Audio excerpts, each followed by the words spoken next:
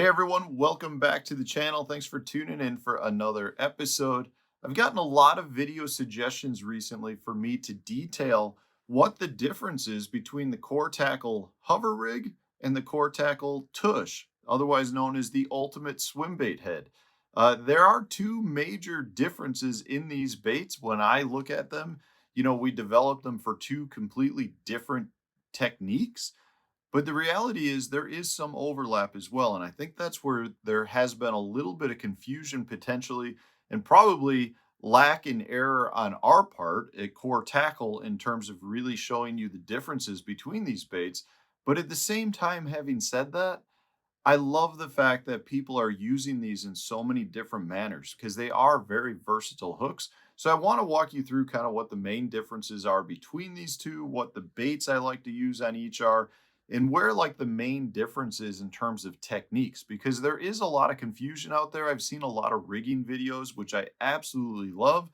And a lot of those videos are a little bit different than how I actually rig them or how we intended to have the hooks rigged, but that again doesn't necessarily make them wrong. I've always said on this channel, do what makes you more confident in the baits that you're using. So if you find new and better uses for both of these hooks, by all means do it if it adds more confidence into your fishing. So let's just kind of talk about both these.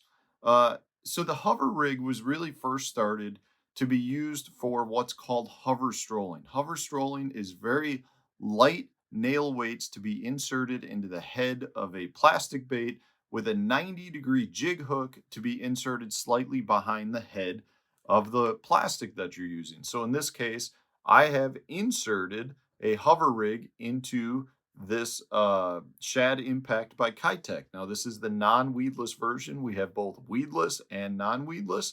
The key here is, again, like I said, as you can see, I've inserted the hook about a 1/4 inch behind the head of the bait, but that nose cone, if I slide it down, you can see is actually still protruding to the front of the bait. So when you rig this, you slide that nose up and over, and then what that does is that allows the weight of the bait to be from the very front of the bait all the way tapered back the hook. So when this bait starts moving through the water, it glides all over the place. It spirals, it glides, it has very erratic motion, and that triggers a lot of your strikes. Now, there are people using this for a lot of different things. One of my favorite ways to fish it is not actually in a hover strolling fashion. I like to fish it in a very similar way I would fish a Ned rig.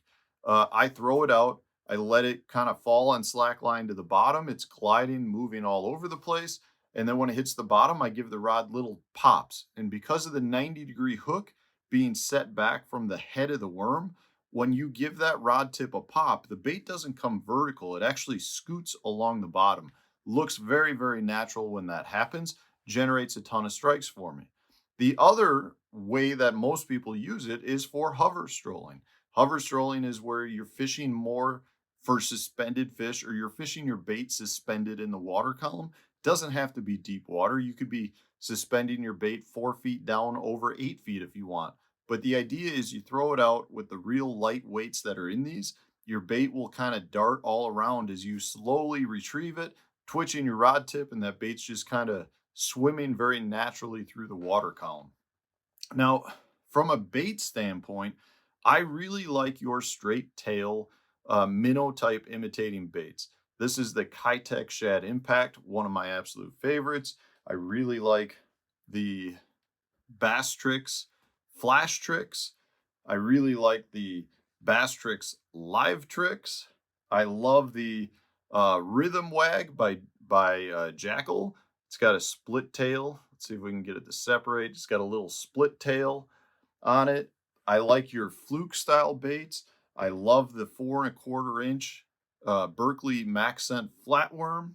I love soft stick baits like this Max Scent the General. You want to see a stick bait glide? These things will glide. Any soft stick bait you put on a hover rig will glide many, many feet through the water column. It's pretty impressive.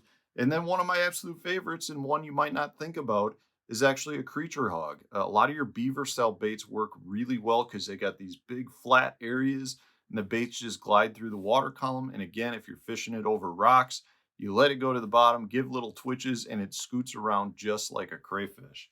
So that's the hover rig. You know, the hover rig has a lot more use for your finesse applications. You know, we've got hook sizes from a size 4, which is basically a panfish hook for crappie and perch. And we make them all the way up to heavy duty sizes like this guy. This is a size 4/0. We've got a 6/0 coming out for some of your bigger baits. And that can be used for a couple of different applications, whether you want to use it for bigger baits for the hover strolling technique. You know, it is weedless. So if you want to bring it out or retrieve it through standing timber, it works great for that. A lot of guys are catching redfish with it. Very, very versatile technique. Still pretty new, really very new to the US market specifically. And we're finding a lot of different ways to use the hover rig hook. So don't feel like you are limited to these baits or these techniques. Take it out, play around with it. And what you'll find is pretty much all of your soft plastics. It'll impart a lot of additional action and movement in it that you don't get in traditional rigging techniques. So that's the hover rig. Now, we get a lot of questions regarding how the TUSH, the ultimate swim bait head, is different from the hover rig. So in this case, you can see you've got a nose cone on the hover rig, but we still have tapered weight down the hook shank. So the key here is we did not intend for this, which is a swim bait hook, to be rigged behind the head of the bait like you would the hover rig. We go right down through the nose of the bait, thread it on like you would any other hook. Now, in this case, you definitely get more body movement, more side to side rolling action out of your swim baits because your weight is transferred down the hook shank now versus being anchored by a traditional swim bait hook lead head, which has all the weight in the front of the body. So not only do you get a much more natural appearance out of your swim baits, you get more belly roll movement, which is something a lot of those fish haven't seen. Now, I have seen some people start rigging similar to the hover rig where they go back behind the head. You can still do that as well. You still get a similar body roll motion out of it. I think it's a little bit harder to rig from that standpoint, but you can do that if you want. So we intended this hook, hence the name, the ultimate swim bait head, aka TUSH, to be used for swim baits. But what we found is there's a lot of other applications where it works great. One of those, and again, part of the reason there's some confusion between the two, is for mid strolling. Mid strolling is very similar to hover strolling, but it's made for deeper water. So in that instance, you're talking about using a little bit heavier hooks. You're still talking about your straight tail type minnow imitating baits, and you're going to fish it deeper for those suspended fish. And that's where the TUSH comes in really good for that. So in this case, this is a 4/0 3/8 ounce hook that I've got in a hog farmer spunk shed, which is an absolute killer bait for mid strolling, which is basically hover strolling just at a deeper level, little heavier gear. So we definitely love the TUSH for the spunk sheds. Any of your swim baits, this is a D&M custom. If you like fishing your Kitex, this is a 3.8 Kitech on a 2/0 3/16 hook. Now we do have a bunch of smaller sizes coming out too for finesse, what I call finesse swim baits, anything under 3.8 size, because our hooks are a little beefy for that. So what we've gone with, if I have one here, I think I've got. So we're going to have some finesse 2/0s coming out as well. So you can see the difference. This is the finesse size. This will be the standard 2/0 size.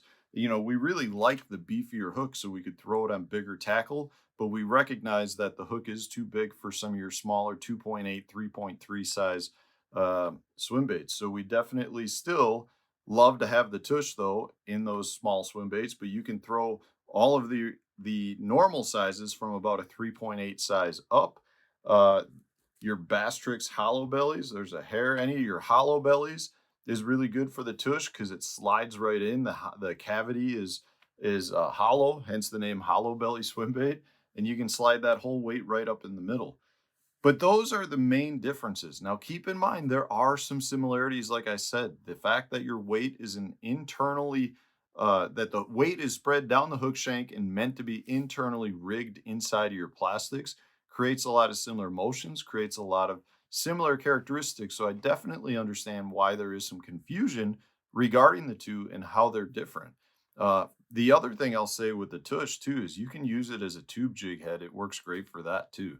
So those are the main differences. That's how I do it. But again, you can take it, run with it, apply it to the way that you like to fish, and you'll see that there's a lot of advantages and a lot of little nuances that will make your bait be a little different than the other competition out there or other anglers on the water, which gives you an advantage by using these hooks. So stay tuned. Also, we've got a bunch of new hooks coming out. We've got new sizes as well of both the tush and the hover rig coming out. So just stay tuned. We got a lot of stuff. It's just a slow process of rolling everything out. Anyways, I'm so very appreciative though of everyone who is buying Core Tackle products. At this point, we've got all of our sizes are available on the website. Tackle Warehouse carries everything. There are a number of local bait shops. If your local bait shop does not carry it, ask them to either reach out directly to us or go to their distributor because we are hooked up with most of the distributors at this point as well. So they are available. They are out there all over the place. We're trying to keep up and just appreciate everyone out there who's been using our products. If you got any other core tackle questions, ask it in the comment section. I try to respond to every comment that I get. So if you have direct questions for me, put it up there so that other people can see the question as well, and I will get back to you. Thanks for watching, guys. If you enjoyed today's video, hit the like button, subscribe to the channel if you haven't done so already. Stay tuned, new video coming out tomorrow.